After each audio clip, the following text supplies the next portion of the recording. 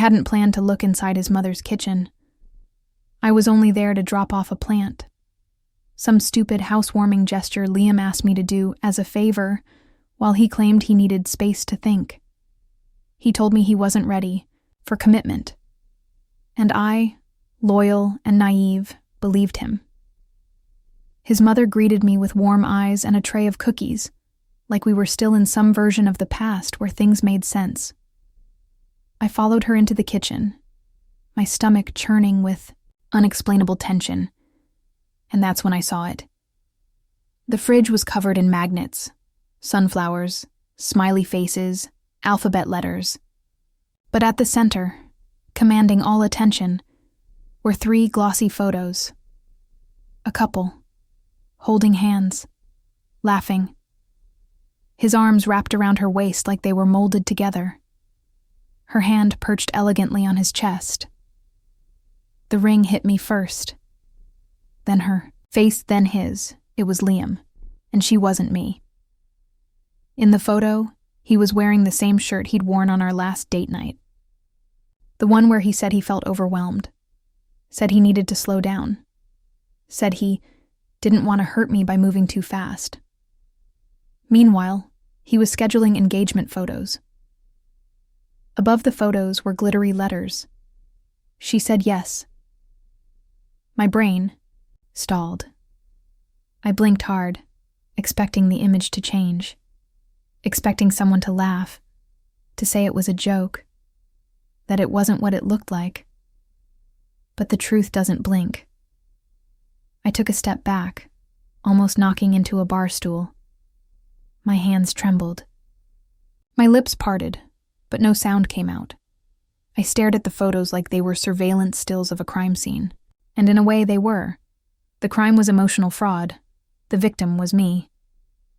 Mrs. Porter turned, saw what I was seeing, and smiled like we were sharing a secret. "Aren't they stunning together?" she asked. "The shoot was just last weekend. I'm so happy for him. He deserves this kind of love." Her words sliced through me. Deserves this kind of love. As if what we had was counterfeit. As if I had been a stand-in. As if my love had been just a rehearsal. I couldn't move. Couldn't speak. The photos were still smiling. Her ring still sparkled. My mind screamed. I thought of the times I held him during panic attacks. The late-night drives. The year I spent making excuses for why he wasn't ready. Now I knew why. He was ready. Just not with me. I swallowed the scream forming in my throat and whispered, "I need to go." Mrs. Porter looked confused, but didn't stop me. I walked out the door in a trance, my world collapsing behind me in silence. Because he didn't just ghost me, he replaced me, and framed the moment on his mother's refrigerator. When I met Liam, he was magnetic in that disarming, wounded way. The kind of man who made you feel like healing him was a privilege. He told me early on that he'd been burned before, that commitment felt heavy, that he needed time to feel safe again. I should have run, but I didn't. Instead, I leaned in. I told him I was different, that I wasn't like them. I gave him patience like it was a currency. I didn't push. I didn't pressure. I celebrated the smallest signs of affection like they were milestones. A drawer at my place, a toothbrush in my bathroom. We dated for 3 years. And I used dated loosely, because what we had wasn't traditional. We never put a label on it, not because I didn't want one, but because he always said, labels ruin things. So I adjusted my expectations, called it love anyway. He never said, "I love you," but he said things like, "I feel safe with you, and you're the only person I can be quiet with." I built an entire emotional architecture around scraps. I took his silences as depth, his distance as complexity. He hated talking about the future. Anytime I brought up moving in together, he tensed up. "Can we just enjoy what we have?" he'd say. And I, desperate not to scare him, always backed off. I told myself timing was everything, that he'd get there, that I just had to wait. Tasha, my best friend, hated him. "He's keeping you in a holding pattern," she said once. "He likes your comfort, not your heart." I got defensive, accused her of being cynical. But deep down, I feared she was right. There were glimpses of hope. A weekend away where he held my hand in public. A birthday dinner where he introduced me to his coworkers as someone really important. Those moments felt like breadcrumbs leading toward something real, but they always disappeared as quickly as they came. He'd ghost me for days, only to come back with soft apologies and half-truths about being in his head. I forgave every absence, every vague excuse, every time he chose solitude over me, because I believed healing took time, and I was willing to give him mine. We never celebrated anniversaries because we weren't that kind of couple, but I celebrated them, quietly, alone. I'd bake cookies or leave him notes he didn't ask for. I was loving him with both hands while he kept one foot out the door. And every time I questioned where we stood, he kissed my forehead and said, "We're not nothing." Like that was supposed to be enough. But not nothing isn't love.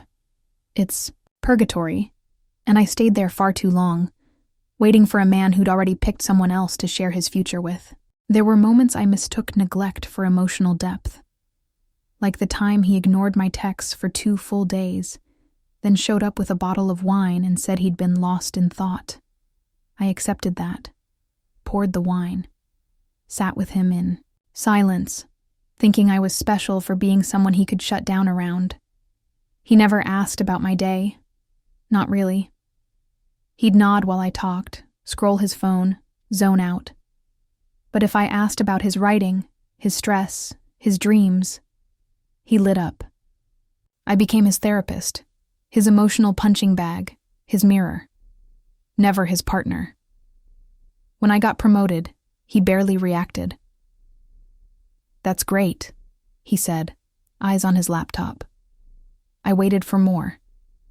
Nothing came. I told myself he was just distracted. But I knew he couldn't celebrate me because he couldn't compete with me. My success threatened his ego. He made me feel like asking for clarity was needy, like wanting to know where we stood meant I didn't trust him. Every time I tried to define the relationship, he'd twist it. "Why do you always need to ruin a good thing?" So I stopped asking. He never introduced me to his extended family, said it was complicated, that they were too involved. But when I suggested he meet mine, he winced, said he wasn't there yet. 3 years in, and he still acted like we'd just started. On holidays, he always had an excuse. Family drama, a sick cousin, a last-minute trip. I spent 3 New Year's Eves alone, telling myself he'd make it up to me in January. He never did. But he always returned just close enough to keep me hopeful. He didn't post me. Ever. Not a photo. Not a mention. When I brought it up, he said, "I like to keep my personal life private." But I wasn't personal. I was hidden. Meanwhile, I watched him like and comment on other women's posts like he wasn't attached to anything. He refused to talk about his past relationships, but somehow they were always the villains. "They pushed too hard," he said. "Tried to change me." I told myself I wouldn't do that. I would be the one who stayed without asking too much. One time, I found a bracelet in his drawer that wasn't mine. He laughed, said it was old, that I was being paranoid. I let it go. I gaslighted myself before he had to. Every red flag was folded into a story I told myself about loyalty, about love being patient, about the reward of waiting. But love that asks you to disappear isn't love. It's manipulation wrapped in minimal effort, and I'd been calling it romance. I sat in my car outside his mother's house for a full 10 minutes before I could even start the engine. My hands were shaking, my throat dry. The photos were seared into my brain. Him. Her. The ring. The caption. It wasn't a dream. It wasn't a misunderstanding. It was betrayal with a smile. I replayed every lie in my head like a bad movie. I'm just not ready. I don't want to hurt you by moving too fast. You're the only one who understands me. And all the while, he was planning a proposal with someone else, building a life while asking me to be patient with his confusion. The drive home felt endless. I didn't cry, not yet. I was too stunned, too hollow. My phone buzzed with a message from him. Hey, you dropped the plant. My mom says thanks. That was it. No mention of what I'd seen, no explanation. Just casual small talk, as if the truth on her fridge didn't exist. I didn't respond. I couldn't, because responding meant admitting it happened, that I had spent 3 years being a placeholder, a comfort object, a secret. The pain hit me like waves. First disbelief, then humiliation, then the deep, raw ache of realizing you were never chosen, just convenient. I thought of every time I made him dinner, every gift, every apology I gave him for his mistakes. Tasha came over without asking. I must have texted her something, though I barely remember typing. She brought wine and silence, which was exactly what I needed. When I finally spoke, it was just one sentence. He's engaged. Her eyes went wide. To who? I don't know, I whispered. But she's on his mom's fridge. That's when I broke.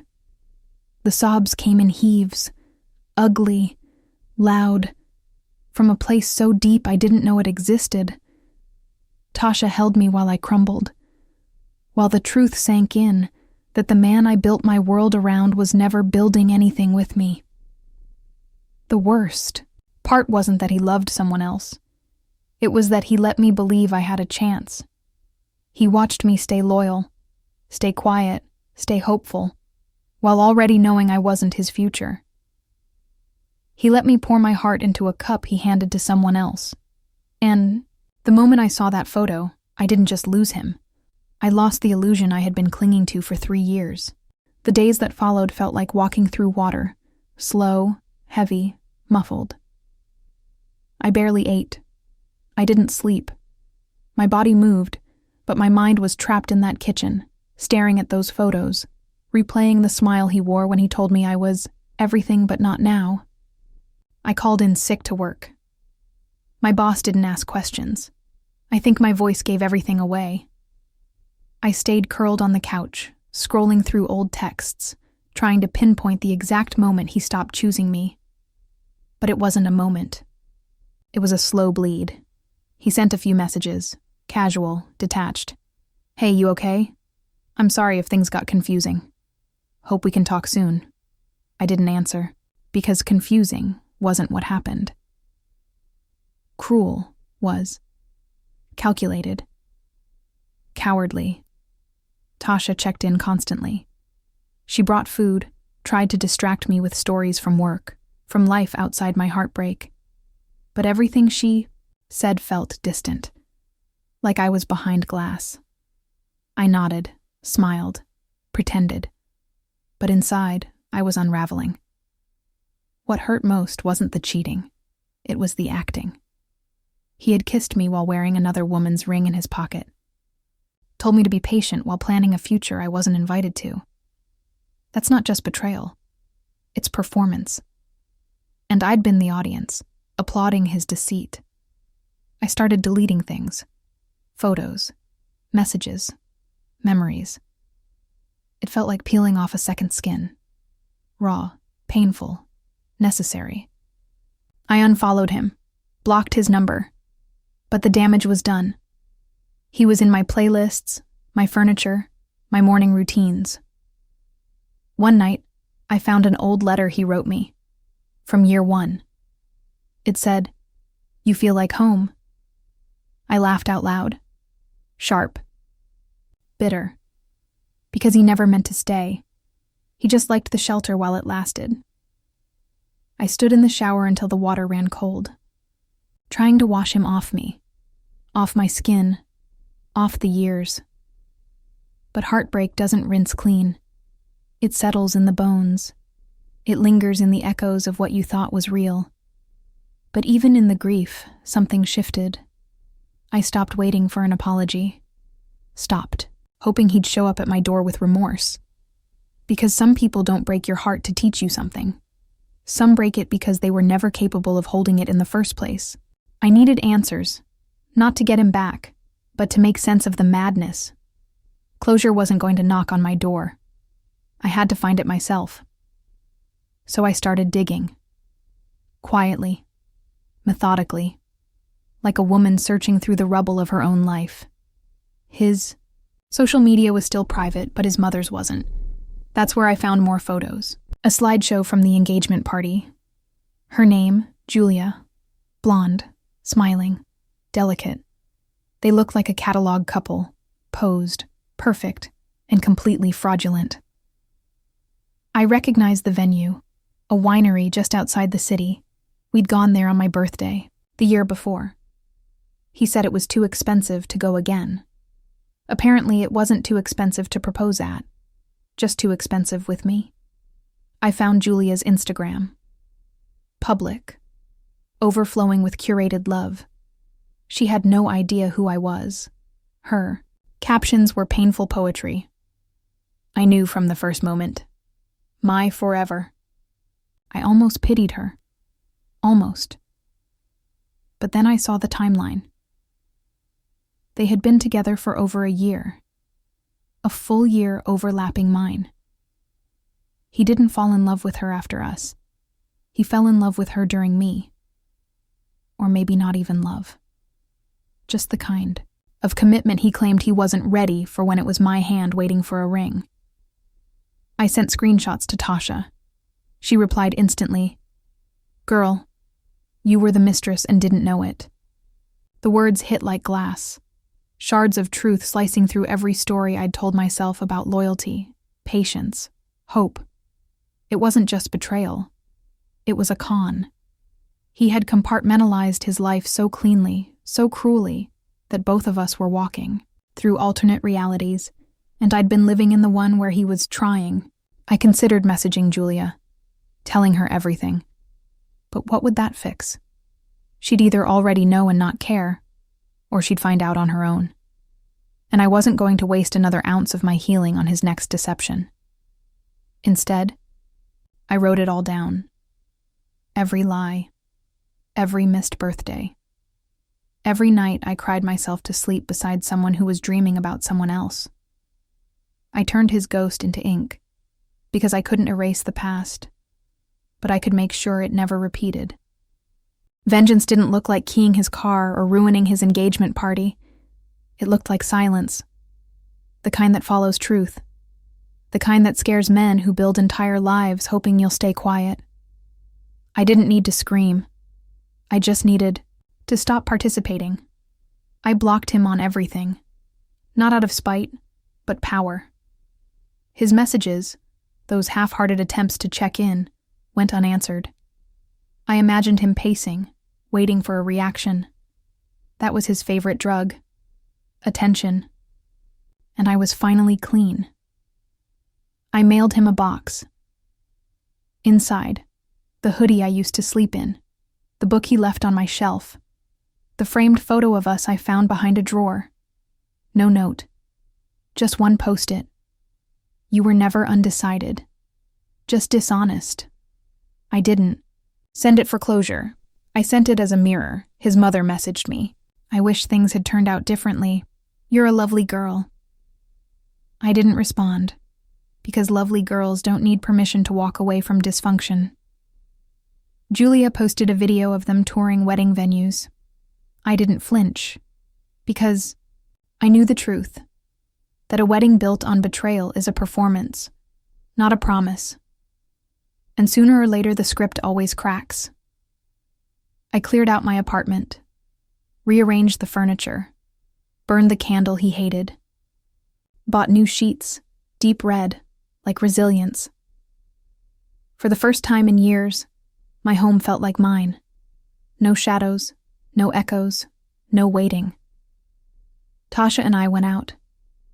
I wore the dress he said was too much, laughed louder than I should have, danced with strangers, took photos I didn't post, not for anyone else, just for the version of me who thought love meant shrinking. He tried to call one last time. New number. I let it ring. Then I deleted it. Because justice doesn't always come with an apology. Sometimes, it's simply reclaiming your life without needing a final word. He chose her, and I chose myself. And that's not heartbreak. That's evolution. Freedom tasted unfamiliar at first, like something I'd read about but never actually lived. My mornings became quiet again, but in a peaceful way.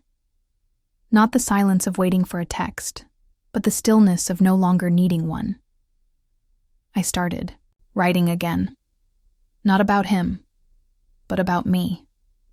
My healing. My history. The parts of myself I had silenced in the name of his comfort. The words came like water breaking through a dam. Messy, honest, liberating. I took a solo trip. Just a weekend. Mountains, no Wi-Fi, no mirrors, just nature and my own voice, louder than it had ever been. I cried once, not out of grief, but relief. Because being alone didn't feel empty anymore. It felt sacred. I started therapy. Real therapy. Not venting to friends and calling it growth. I unpacked the parts of me that had accepted scraps. The parts that called dysfunction depth. The parts that thought loving harder would make someone stay. I forgave myself for ignoring the red flags, for choosing potential over peace, for believing that someone who couldn't love me out loud was still worth loving in the dark. That wasn't weakness. That was hope. Misplaced, but pure. I changed my number, not out of fear, but finality. No more backdoors. No more maybes. No more, what if he... The chapter closed. The pen was mine again. And this time, I was writing the story with both hands. I framed a photo of myself, alone, laughing, unapologetically radiant, and placed it on the same shelf where his used to sit. It wasn't about revenge. It was about replacement. Not of him, but of who I used to be. People still ask what happened between us. I just say, he told me he wasn't ready for commitment. Then I saw their engagement photos on his mother's fridge. They pause. They blink. And I smile. Because that line isn't a wound anymore. It's a punchline, and I'm the one who finally got the last laugh.